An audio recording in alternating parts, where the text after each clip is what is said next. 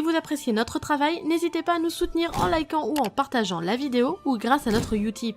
Il vous suffit de regarder une publicité de 30 secondes, ce qui nous fait gagner 5 centimes par visionnage. En soi, comme ça, c'est pas grand chose, mais pour nous, c'est beaucoup. Merci de votre participation et bon visionnage. Salut les amis, on se retrouve pour un nouveau 5 choses à savoir sur l'univers de Naruto. Cette semaine, nous terminons notre rubrique sur les démons à queue avec le démon à une queue, Ichibi. Ichibi est plus connu sous son prénom Shukaku et d'ailleurs, il est le premier et le seul à avoir été appelé par son prénom très tôt dans le manga. Second bijou présenté dans la licence, Shukaku a été le révélateur de nombreuses informations dans le manga, mais également une créature qui a semé un peu plus la peur des bijou dans le monde des ninjas. Voyons ensemble 5 choses à savoir sur Ichibi. Les origines de Shukaku. Comme une bonne partie des autres démons à queue, Shukaku doit son existence à une inspiration d'un conte du folklore japonais. Dans le monde des ninjas, Shukaku est appelé Ichibi no Bake Tanuki, qui veut dire le monstre tanuki à une queue. Le tanuki est une créature du folklore japonais, mais également un animal bel et bien existant, puisque le tanuki est appelé chez nous le chien vivrain. Et on est parti pour la petite info science. Le chien vivrain est une espèce de mammifère carnivore qui ressemble beaucoup à un raton laveur, mais celui-ci fait partie de la famille des canidés,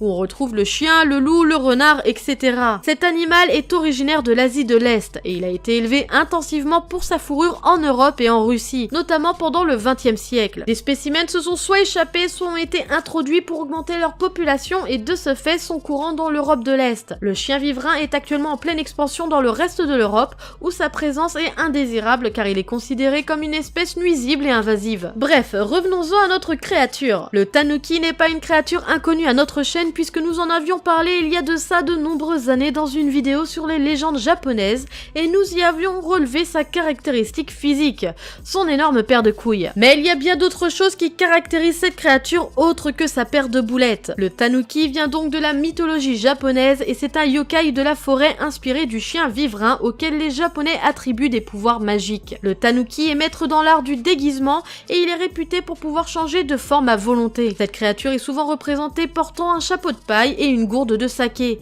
avec un ventre bien arrondi qu'il utilise comme un tambour, ainsi que des grosses coronesses qui donnent naissance à des dessins et à des légendes humoristiques. Ce yokai est symbole de chance et de prospérité très présent dans l'art et dans les contes japonais depuis le Moyen-Âge. Il reste très populaire dans son pays d'origine, comme le prouve le film d'animation d'Isao Takahata, Pongpoko. Bon, c'est bien tout ça, mais à aucun moment dans les légendes il est dit que le tanuki avait une tendance à empêcher les individus de dormir. Les seules œuvres dans lesquelles sont cités des tanuki agressifs sont dans des emaki, des rouleaux peints datant du Moyen-Âge. Par exemple, dans le Kashikashi Yama, une histoire issue du Otogizochi, c'est un recueil de contes, un tanuki frappe à mort une vieille dame et le sert à son mari sous forme de soupe, à la place de la traditionnelle soupe de tanuki. C'est de ce genre de conte que vient l'image des tanuki violents. Mais de manière générale, au Japon, les tanuki ne sont pas considérés comme dangereux mais plutôt farceurs. Vous l'avez compris, le tanuki n'est pas la seule créature qui a inspiré Kishimoto pour la conception de Shukaku. Pour le côté dévoreur de rêves, intéressons-nous au Baku. Le Baku, tout comme le tanuki, est une créature fantastique japonaise originaire du folklore chinois qui se nourrit des rêves et des cauchemars. Elle existe depuis environ le 15e siècle dans le folklore et l'art japonais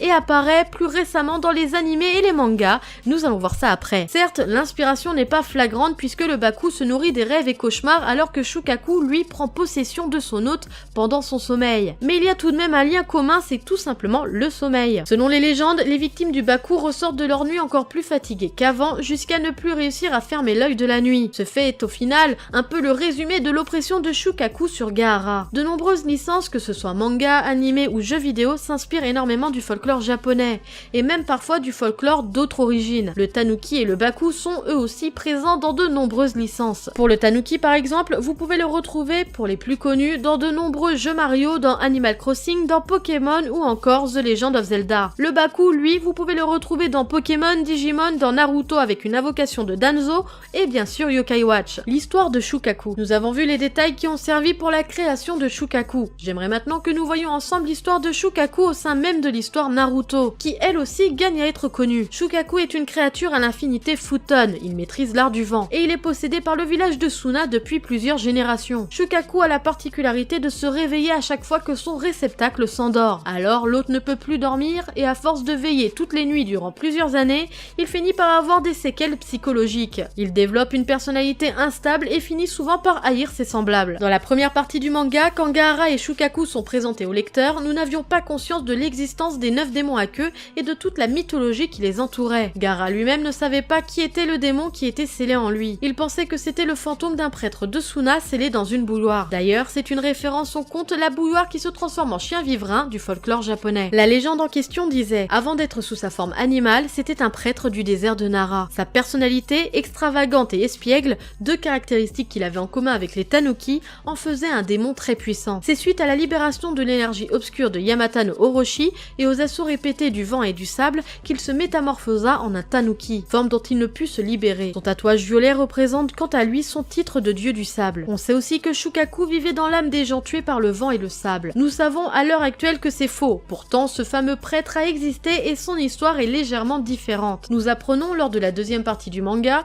lorsque Shio se sacrifie pour ramener Gaara à la vie, il n'est pas le premier hôte de Shukaku, mais le troisième. Nous apprenons d'ailleurs que les deux précédents sont morts, tout comme Gaara, lors de l'extraction de leur démon. Mais nous ne savons pas les circonstances de cette extraction. L'un des premiers hôtes de Shukaku était un vieux prêtre de Suna du nom de Bunpuku. Comme tout Jinchuriki qui se respecte, Bunpuku était craint et méprisé par les villageois qui pensaient qu'il n'était que l'incarnation du démon. De ce fait, le pauvre homme était maintenu en prison et surveillé constamment. Étonnamment, la relation qu'avait Shukaku avec Bunpuku n'avait rien à voir avec celle qu'il avait avec Gaara. Au contraire, ils s'entendaient bien et se respectaient. D'ailleurs, Bunpuku rappelait à Shukaku l'ermite Rikudo. Bunpuku avait tatoué sur ses mains les kanji Ukeru qui veut dire accepter et Kokoro qui veut dire cœur. Les deux kanji superposés donnent le kanji Ai qui veut dire amour et que nous avons vu sur le front de Gaara. C'est un tempérament totalement différent qui nous est alors présenté de Shukaku et on en vient à se demander mais pourquoi changer de caractère et devenir un vrai cauchemar lorsqu'il était scellé en Gaara. Hélas, chose étonnante, il n'y a que peu d'informations sur Shukaku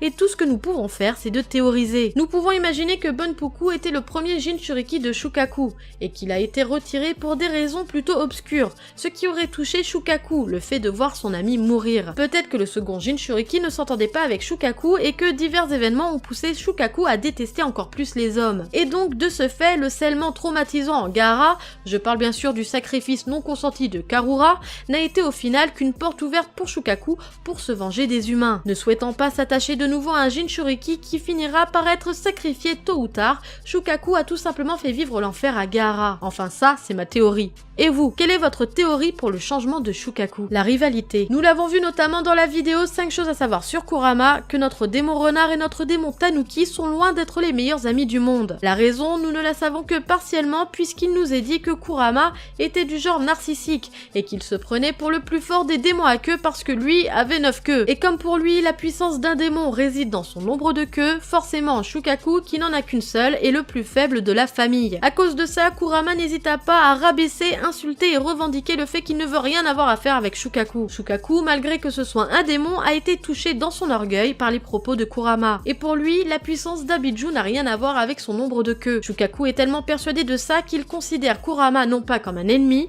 mais comme un rival qu'il souhaite dépasser pour lui faire oublier ses préjugés. C'est une relation de rivalité plutôt intéressante qui existe entre Shukaku et Kurama. Et en plus de créer des situations plutôt loufoques, ça permet d'avoir un nouveau regard sur les démons à queue et de les humaniser un peu plus. Et quand je dis un peu plus, c'est que je ne voudrais pas que ça tourne en ridicule. Comme par exemple dans l'épisode 126 de Boruto, où là, même si les situations nous font sourire, je trouve, et ce n'est que mon avis, que ça ridiculise Shukaku. Pour faire bref, pour ceux qui ne suivent pas l'histoire de Boruto, Shukaku est hébergé pendant une nuit chez les Uzumaki car il est pourchassé par un Otsutsuki. Et en gros, Shukaku se la joue petite fouine qui cherche des détails croustillants pour se foutre de la tête de Kurama avec les autres démons. La puissance de Shukaku. Les démons à queue sont chacun une partie de Jubi, qui est juste le monstre le plus puissant du monde ninja. Donc forcément, Shukaku lui aussi possède un chakra incroyablement puissant. Pourtant, Shukaku n'a pas été mis en avant dans l'histoire de Naruto, il est donc difficile de jauger sa puissance réellement. Son seul combat que nous avons pu voir est celui qui l'opposait à Gamabunta,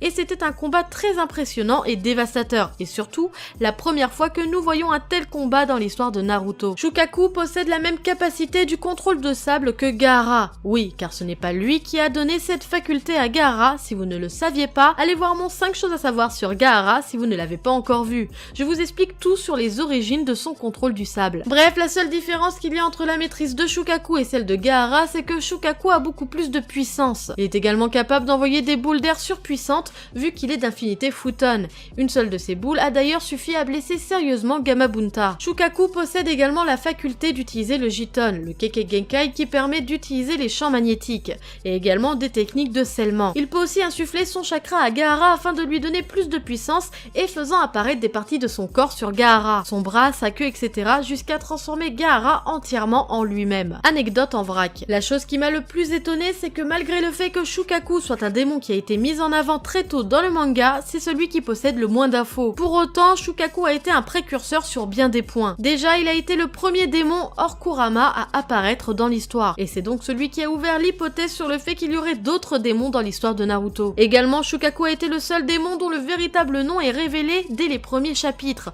en même temps que son autre nom, Ichibi. Il y a très peu d'informations sur la puissance et les compétences de Ichibi. Néanmoins, nous savons que l'un des deux premiers Jinchuriki d'Ichibi inspirera la technique du sable de fer du troisième Kazekage. Même si Shukaku a été relativement présent dans le récit de Naruto, il a pourtant été le seul Biju à ne pas être apparu durant toute la durée de la 4e Grande Guerre Ninja. D'ailleurs, dans le chapitre 629, lors de la parution hebdomadaire, l'image de Shukaku fut montrée parmi les autres démons à queue, lorsque ces derniers transmirent leur chakra à Naruto alors que Shukaku n'en avait pas eu l'occasion, ce qui était une erreur et ça a été corrigé dans la version reliée puisqu'il a été retiré. Ce 5 choses à savoir sur Shukaku ou Ichibi comme vous préférez se termine, j'espère en tout cas qu'il vous aura plu. N'hésitez pas comme d'habitude à me le dire par commentaire, likez, partagez la vidéo, ça fait toujours super plaisir et surtout n'hésitez pas à vous abonner à la chaîne si vous ne l'êtes pas encore. Sur ce, moi je vous laisse, à la prochaine, tchuss!